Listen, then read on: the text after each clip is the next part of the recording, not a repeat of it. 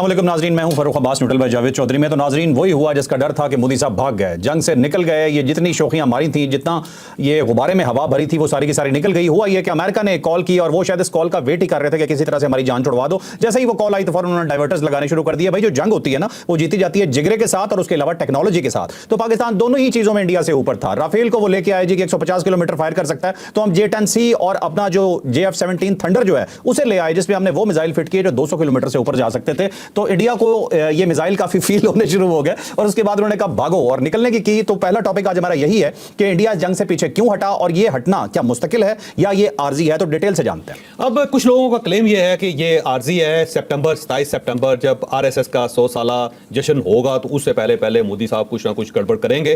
कोई ऐसा kinetic operation जरूर करेंगे कि ताकि उसको एक एहसास सा वार्ड सा बना के वहां पे तकरीर कर सकें। हो सकता है कि वो कुछ मिनटों के लिए पाकिस्तान की सरहदों को क्रॉस करके पाकिस्तान में दाखिल हो जाएं, यहाँ पे तस्वीरें बनाएं, सेल्फीज खींचें और वापस चले जाएं।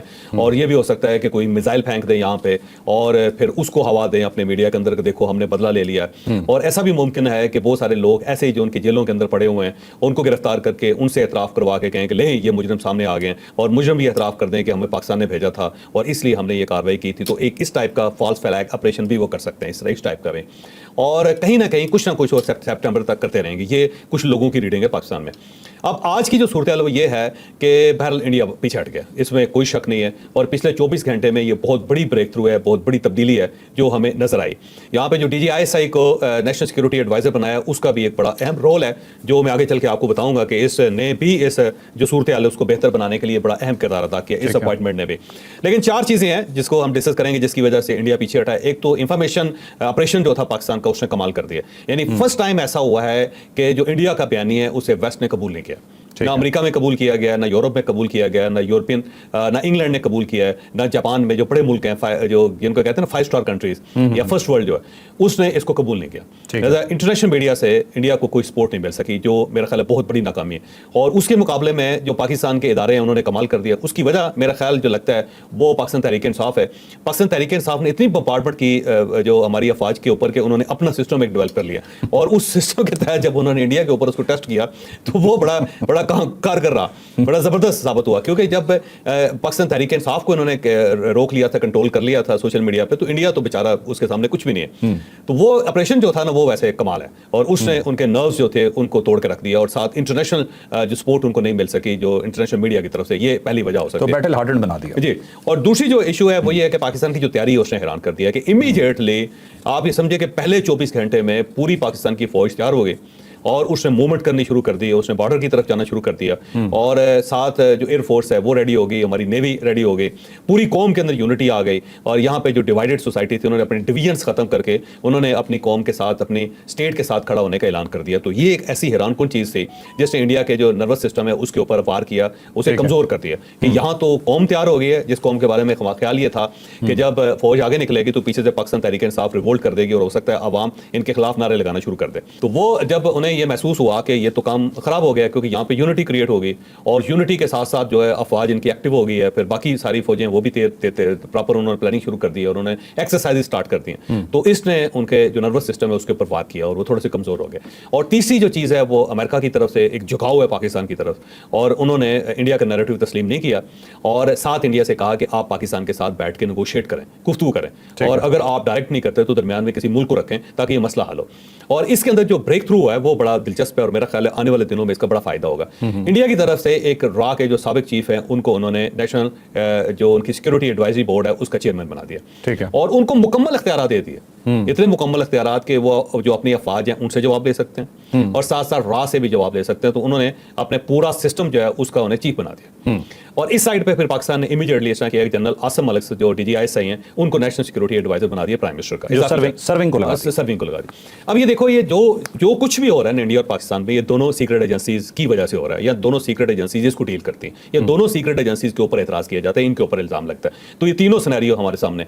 मतलब फर्ज करो कि जॉफर एक्सप्रेस का जो केस है उसके पीछे را का हाथ नजर आता है। और जो इस वक्त पहलगाम के अंदर हो रहा है, را और दूसरा ये है कि इंडियन गवर्नमेंट ये क्लेम कर रही है कि आईएसआई ने किया, ठीक है। लिहाजा इंडिया के अंदर जो भी होता है वो आईएसआई के ऊपर आ जाता है, पाकिस्तान के अंदर जो कुछ भी होता है वो را के ऊपर आ जाता है। तो फर्स्ट टाइम ऐसा हुआ है पाकिस्तान की हिस्ट्री में कि इस साइड पे जो नेशनल सिक्योरिटी एडवाइजर हैं वो सर्विंग जनरल है, लेफ्टिनेंट जनरल है और आईएसआई के हेड हैं, और दूसरी साइड पे जो را का एक साबिक चीफ है फुल अख्तियारात के साथ उसको वहां पे जो सिक्योरिटी बोर्ड है, नेशनल सिक्योरिटी बोर्ड है, उसका चेयरमैन बना दिया गया। तो अब ये दोनों बड़ी आसानी से एक दूसरे के साथ रब्ता कर सकते हैं, दोनों एक दूसरे के साथ मुज़ाकरात कर सकते हैं, दोनों एक कंक्लूजन पे जा सकते हैं। और कंक्लूजन ये हो सकता है कि را ये वादा करे कि आज से वो टीटीपी को सपोर्ट नहीं करेगी और आज से वो बीएलए को सपोर्ट नहीं करेगी, और वो अपने तमाम स्लीपर सेल्स को बंद कर रही है पाकिस्तान के अंदर। और अगर ये वादा कर लेते हैं तो फिर ये डिफ्यूज हो जाएगी सूरत। और सेम इसी किस्म का प्लेज वो आईएसआई से चाहेंगे कि जनाब आप इंडिया के अंदर कोई कार्रवाई नहीं करें, इंडिया के अंदर कुछ लोग इनको सपोर्ट करना बंद कर दें, और आप अनाउंसमेंट कर दें कि हमारी तरफ से किसी किस्म की कोई गड़बड़ नहीं होगी। और उसके बाद जब ये दोनों का समझौता हो जाता है तो फिर सियासतदानों को बैठा दिया जाता है, जयशंकर उस साइड से आ सकते हैं,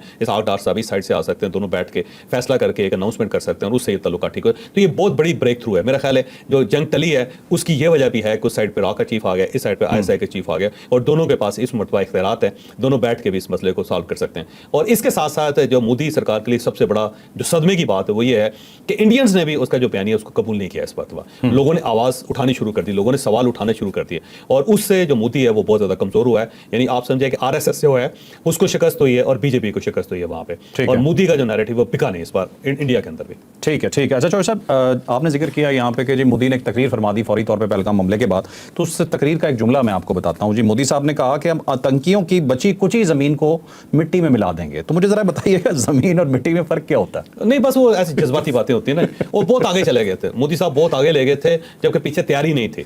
उनकी जो अफवाज है ना उसका सबसे बड़ा ये प्रॉब्लम है ना, वो कहते हैं कि जंग इतनी आसान काम नहीं होती कि आपने कहा स्विच ऑन किया और उसके बाद जंग स्टार्ट होगी, इसकी तैयारी चाहिए होती है। अब देखें ना, पाकिस्तान जो है वो यहाँ पे मशक़ें कर रहा है, इंडिया में अभी तक किसी उनकी कोर ने, किसी फौज ने वहाँ पे कोई मशक़ नहीं की, ठीक है, और ना ही डिप्लॉयमेंट हुई है, और सिर्फ मूवमेंट हो रही है, और मूवमेंट और डिप्लॉयमेंट में बड़ा फर्क है वहाँ पे। और अभी इससे आप पता लगा लें कि कितना एक सीरियस होगा इंडिया, क्योंकि मोदी ने कहा 24 घंटे में जंग करो, उन्होंने कहा ये जंग है, ये ऐसे नहीं होती कि मुंह उठाया और उसके बाद गोलाबारी शुरू कर दी, ये तो प्रॉपर तैयारी चाहिए। तो चौधरी साहब इसे तो फिर बोंगी मारना कहते हैं ना, कि अब बोंगियां मार रहे हैं। तो नाज़रीन हुआ ये कि मोदी साहब ने जो अपनी अफवाज को कहा था वो तैयार नहीं थी, और उसके बाद वो बिल्कुल बदल गए, और उसके बाद उन्होंने अपने ही फौजी फारिग करने शुरू कर दिए, अपने ही जर्नैलों को हटाना शुरू कर दिया।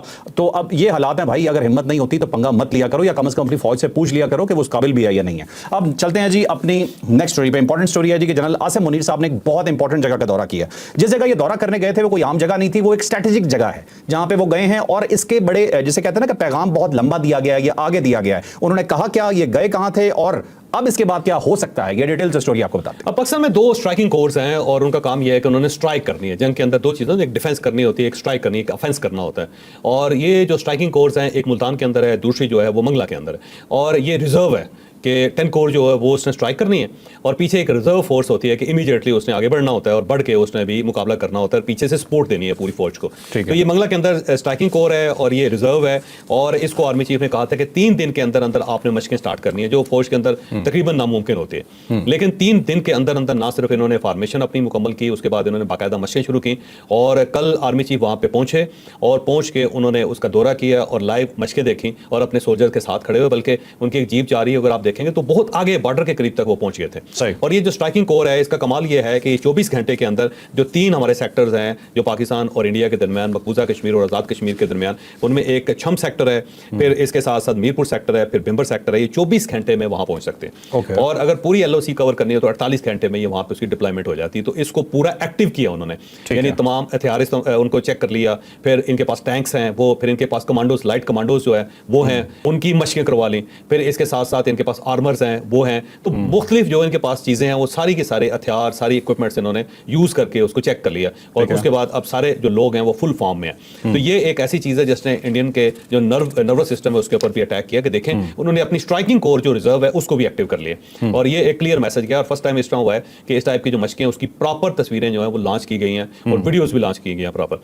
और ये जो वीडियोज़ हैं इस वक्त इंडिया के जो सोशल मीडिया और मीडिया उसके ऊपर बहुत ज़्यादा चल रही हैं, और वो दिखा रहे हैं कि देखें जी वो तो पूरी तैयारी कर रहे हैं, और ये वो नहीं सोच रहे कि इस किस्म की जो फुटेज दिखाई जाती है तो उससे लोगों के हौसले कम होते हैं, लोगों के हौसले पकड़े नहीं जाते, लोगों के हौसले बेहतर नहीं होते। तो ये एक मेरा ख्याल है एक अच्छी मूव है कि इंडियंस को या इंडियन फौज को बता दिया कि हम फुल तैयार हैं भाईजान, अगर आप आना चाहते हैं तो आज हम बिस्मिल्लाह करें। ठीक है, और बयान भी दिया बड़ा मुंह तोड़ किस्म का तरा काटता है जी।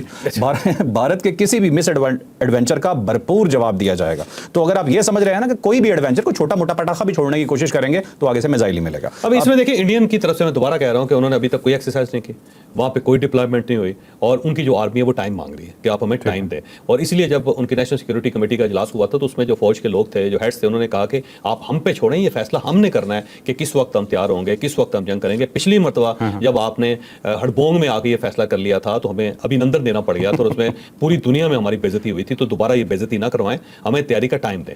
और उसी बात पे मोदी साहब बहुत ज़्यादा नाराज़ हैं, बल्कि उन्होंने देखें वाइस एयर चीफ जो उनको फारिग कर दिया, फिर उससे पहले कोर कमांडर को बदल दिया। तो इस टाइप का वो एक डिप्रेशन के अंदर जो फैसले कर रहे हैं वो चीज़ साबित कर रही है कि फौज उनकी तैयार नहीं है। अच्छा चौधरी साहब, 100 साल का टाइम काफी रहेगा देना? नहीं, ऐसे नहीं यार, हम मजाक में बात उड़ा रहे होते हैं। चलते हैं जी नेक्स्ट टॉपिक पे। बहुत इंपॉर्टेंट टॉपिक है जी कि इंडिया, हम अगर क्लियर कट कहें ना कि हार मान चुका है या ये जंग नहीं लड़ सकता था, जो भी जुमला आप सोचना चाहें आप सोच सकते हैं इसके हवाले से। इंडिया के एक साबिक रॉ चीफ हैं, ठीक है, रॉ चीफ का एक बयान आया। अब जो रॉ चीफ है वो डेफिनेटली अपनी फौज को, अपनी एजेंसीज को और अपनी तमाम पावर को बड़ी अच्छी तरह से जानता है। जब वो कोई बात करेगा और अपने मुल्क के हवाले से करेगा तो वो ऑथेंटिक तस्वुर की जाएगी। तो ऐसे ही एक रॉ चीफ जो उनके साहब का रह चुके हैं, उन्होंने एक बयान दिया है जिसमें साफ ये नजर आ रहा है कि पाकिस्तान के खिलाफ खड़ा मत होना भाई। ये बयान क्या है, ये स्टोरी क्या है, आपको डिटेल से देखिए, अमरजीत सिंह दौलत हैं और बड़े मशहूर उनके राह के साबिक चीफ हैं। 1999 से लेके 2000 तक ये वहाँ पे चीफ रहे हैं, और ये वही दौर है जिसमें आपको पता होगा कि यहाँ पे कारगिल का वाक़या भी हुआ था। यही दौर है जिसमें 9/11 भी हुआ आगे चल के, और उस सेंसिटिव किस्म के टाइम में ये वहाँ पे मौजूद रहे वहाँ। और फिर उसके बाद ये कश्मीर के अंदर उनके प्राइम मिनिस्टर के एडवाइज़र बन के 4 साल ये वहाँ पे एडवाइज़र है। तो बड़ा इंपॉर्टेंट आदमी है, किताब भी उन्होंने लिखी है, और इनकी जो गुफ्तगू है वो उसको पूरे इंडिया में बड़ा सीरियस लिया जाता है, बल्कि पूरी दुनिया में सीरियस लिया जाता है। तो इनका एक इंटरव्यू आया, और उस इंटरव्यू में उन्होंने बड़ी तफसील के साथ सारी चीज़ों का जिक्र किया, और 3 नुकते उसके अंदर उस इंटरव्यू से निकलते हैं। पहला नुकता तो ये निकलता है कि जो पहलगाम का वाक़या, ये हमारा सिक्योरिटी लैप्स है, ये हमारी सिक्योरिटी की नाकामी है। तो उन्होंने तस्लीम किया कि बजाय आप पाकिस्तान की झाड़ियों के ऊपर बल्ले मारते रहें, उससे बेहतर यह है कि आप अपनी गलती को तस्लीम करें, क्योंकि ये नाकामी है। अब 4 लोग आ गए, आप उनको रोक नहीं सके, आइडेंटिफाई नहीं कर सके, वो वाक़या कर गए, आप अपने लोगों को बचा नहीं सके, उसके बाद वो वापस चले गए और गायब हो गए, आप उनको रोक नहीं सके, आप उनको तलाश नहीं कर सके। तो ये सबसे बड़ा सिक्योरिटी लैप्स है और हमें इसे मानना चाहिए। तो ये उनकी तरफ से क्लेम किया है। दूसरा, उन्होंने कहा कि जंग का कोई इम्कान नहीं है, ना इंडिया जंग कर सकता है ना पाकिस्तान कर सकता है, लिहाजा इस किस्म का कोई इम्कान नहीं है, ये सिर्फ गिदर भपकियाँ हैं, इधर से भी हम कुछ कहे जा रहे हैं, उधर से भी कुछ कहे जा रहे हैं। तो उन्होंने कहा जी बिल्कुल फिक्र ना करें, जंग कोई नहीं है। और तीसरा, उन्होंने कहा कि ये न्यूक्स जो है ना, इंडिया भी, हम भी दिखाते रहते हैं, धमकाते रहते हैं, पाकिस्तान भी धमकाता रहता है। तो उनके ये 3, एक तो बड़े दिल के साथ उन्होंने मान लिया, क्योंकि इंडिया के अंदर कोई गवर्नमेंट सर्वेंट ये नहीं मान रहा, बल्कि उनके जो साबिक जर्नैल हैं वो तो बोलते बोलते ऐसा लगता है कि माइक को चक मार देंगे, या उनका ब्लड प्रेशर इतना होगा कि ठा की आवाज़ आएगी, फट जाएगा बंदा। और वो यही कह रहे हैं जी चढ़ दौड़ें, दौड़ पड़े, मार दें, पकड़ लें, बर्बाद कर दें। लेकिन ये बंदा जो है बड़ा सेंसिबली गुफ्तगू कर रहा है, कहता है यार ये मुमकिन नहीं है, कोई जंग इस तरह नहीं हो सकती। उन्होंने कहा ज़्यादा से ज़्यादा ये कर लेंगे जैसा इन्होंने पिछली बार एक वाक़या कर लिया था 2019 में, इसी टाइप की कोई हरकत करके फिर मार खा के वापस आ जाएंगे, बैठ जाएंगे। तो दौलत साहब का जो कहना है ना, मेरा ख्याल है उसको सीरियस लेना चाहिए कि एक ऐसा आदमी है जो बहुत इनसाइडर है, बहुत अरसा वो जो पावर कॉरिडोर्स है उनके अंदर रहा है, इंटेलिजेंस चीफ रहा है उनका, तो वो बात कर रहा है। तो मेरा ख्याल है उसकी बात में बड़ा सेंस भी है और वजन भी है। तो मोदी साहब को चाहिए कि इनको एडवाइजर रखें अपना, इनसे पूछें कि किस भाव बिकती है, क्योंकि ये सिर्फ गिदर भपकियां लगाने से या बातें करने से इसका कोई फायदा नहीं होगा। ये जंग जो है गले पड़ जाएगी इंडिया की। ठीक है, मतलब वो जनरल मीनाक्षी के, मतलब वो जनरल बख्शी, सॉरी, जो है मतलब वो उसकी बातों पे ना जाएं। ठीक है चलें चलते हैं जी नेक्स्ट स्टोरी पे।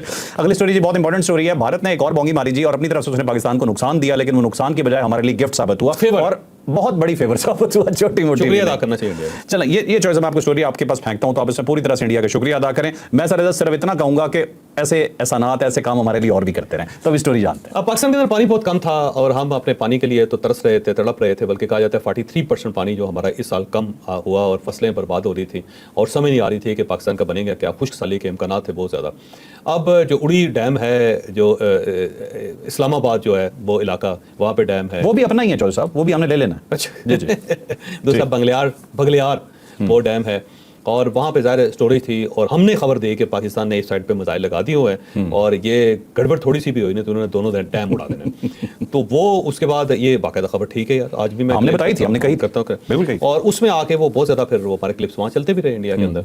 اور اس کو سیریس بھی لیا گیا اور اس کے بعد انہوں نے پانی چھوڑ دیا ادھر اڑی ڈیم سے اور جب پانی چھوڑا تو ہمارے جو خشک دریات تھے وہ سارے جو ہرے بھرے ہو گئے ان کے اندر تراوٹ آ گئی ان کے اندر پانی آ گیا سیراب ہو گئے اور اب اگر آپ ہمارے تمام ہیڈ ورکس دیکھیں جا کے تو وہاں ٹھیک ٹھاک پانی بہ رہا ہے سلمان کی چلے جائیں آپ قادر آباد چلے جائیں جا کے دیکھیں تو صحیح آپ وہاں پہ تو جل تھل ہوا ہوا ہے جل تھل ایک ہو گیا وہ کہتے ہیں جل تھل ایک ہو گیا جو پورا محاورہ ہے نا میں آپ کو اردو سکھاتا ہوں تو وہ میرا خیال ہے کہ انڈیا نے ایک بہت بڑی فیور کی ہے پاکستان کی اب ہو سکتا ہے یہ فصلوں کا زمانہ نہ ہو وقت نہ ہو لیکن واٹر ٹیبل تو اوپر آتا ہے نا جی اور اس کا افیکٹ ہوتا ہے زمین آپ کی ہریالی ہوتی ہے تو میرا خیال ہے پوری قوم کو شکریہ ادا کرنا چاہیے مودی سرکار کا کہ یہ تو آپ نے بڑی مہربانی کی اور ایسی مہربانی ہم پہ کرتے رہیں اسی جنگ کے خوف سے ہی کر لیں اپنے ڈیم بچانے کے چکر میں ہی کر لیں لیکن کرتے رہا کریں قوم کی طرف سے آپ کو سلام ہے اور شکریہ ادا کرتے ہیں پاکستان کی طرف سے آپ کو چلے جی اب چلتے ہیں اپنی آخری سٹوری لاسٹ سٹوری جی ہماری ہے ایمبیگوٹی میں نے تھوڑی سی اس پہ چھوڑی ہوئی ہے میں اس میں زیادہ ڈیٹیل آپ کو نہیں بتاؤں گا اسحاق ڈار صاحب نے ایک کمال کیا یہ کمال کیا کیا ہے یہ آپ کو بتائیں گے جاوید چودھری صاحب اب ڈار صاحب جو ہے نا ان کے اوپر بہت زیادہ اعتراض کیا جاتا ہے اعتراض یہ کیا جاتا ہے کہ وہ سارے اختیارات اپنے پاس رکھنا چاہتے ہیں وہ ساری کمیٹیوں کے ہیڈ بن جاتے ہیں کسی بھی منسٹری کا کام ہو تو اپنی طرف کھینچ لیتے ہیں اور وہ کہتے ہیں جی میں کر کے دکھاتا ہوں اور ان کی وجہ سے جو منسٹرز ہوتے ہیں وہ بڑا امبیرس فیل کرتے ہیں کہ اگر اسحاق ڈار صاحب نے یہ کام کرنا ہے تو یہ منسٹری بھی وہی رکھ لیں اپنے پاس اس ٹائپ کا ان کے اوپر اعتراض کیا جاتا ہے ہمیشہ اسحاق ڈار پہ لیکن یہ بات غلط ہے کیونکہ ایک آدمی ورک کوہلک ہے انہیں کام کرنے کا بہت شوق ہے اسحاق ڈار صاحب بہت کم سوتے ہیں یہ آپ ذہن میں رکھیں اور 24 گھنٹے ایک بندہ کام کرتا رہتا ہے ایک جگہ سے نکلتا ہے دوسری جگہ سے نکلتا ہے تیسری جگہ اب قومی اسمبلی کے اندر بھی بات کرنی ہے سینٹ کے اندر بھی بات کرنی ہے میڈیا سے بھی بات کرنی ہے پریس کانفرنس بھی کرنی ہے اور ڈرافٹنگ بھی انہوں نے خود کرنی ہے اور میٹنگس بھی کرنی ہے تو یہ اسحاق ڈار کا کمال ہے اور ایون اگر کوئی قانون کے اندر ترمیم کرنی ہے کوئی آئین کے اندر ترمیم کرنی ہے کوئی ڈرافٹ بنانا ہے تو وہ بھی اسحاق ڈار صاحب بناتے ہیں یہ اس بندے کا کریڈٹ ہے اب پچھلے 3 دنوں کے اندر 63 ہیڈ آف اسٹیٹس سفارتکار یا جو انفلوئنشل لوگ ہیں پوری دنیا کے ان سے انہوں نے اسحاق ڈار صاحب نے بات کی اچھا 3 دنوں میں آپ کوئی بندہ بتا دیں کہ جو اتنا بڑا کام کر سکتا ہو کہ پاکستان کے اوپر ایک جنگ مسلط ہے اور ایک شخص 24 گھنٹے آپ ان 63 بندوں کو 3 دنوں پہ ڈیوائڈ کر کے دیکھ لیں آپ آخر کسی سے رابطہ کرنا ہے بات کرنی ہے کنونس کرنا ہے اس کو تو ٹائم لگے گا نا جی بالکل تو اس آدمی نے کمال یہ کیا ہے کہ 3 دنوں میں 63 ہیڈ آف اسٹیٹس امبیسڈرز اور جو انفلوئنشل پیپل ہیں پوری دنیا کے جو انڈیا کے اوپر انفلوئنس ڈال سکتے ہیں جو کنونس کر سکتے ہیں جو پاکستان کے بیانیے کو آگے بڑھا سکتے ہیں ان لوگوں سے رابطہ کیا اسحاق ڈار صاحب نے اور یہ جو کرائسس ٹلتا ہوا نظر آ رہا ہے اس میں اسحاق ڈار کا بڑا کردار ہے دیکھیں ہمیں اسحاق ڈار صاحب کو یہ جو ان کا کنٹریبیوشن ہے اس کو تسلیم بھی کرنا چاہیے اور انہیں مبارکباد بھی پیش کرنی چاہیے اور میرا خیال یہ ہے کہ باقی سب لوگوں کو بھی ان کے لیے کھڑے ہو کے تالیاں بجانی چاہیے ٹھیک ہے چلیں جی بہت شکریہ جی آپ نے ہمارا ویلاگ دیکھا یقیناً آپ کے لیے بہت انفارمیٹیو رہا ہوگا اور RSS کے لیے دوبارہ ایک دفعہ پھر پیغام کہ ہم نے اپنے سامان کو کپڑا مار کے رکھا ہوا ہے اور آپ کو پتا ہے نا ہم سامان کسے کہتے ہیں لائک شیئر سبسکرائب کرنا بالکل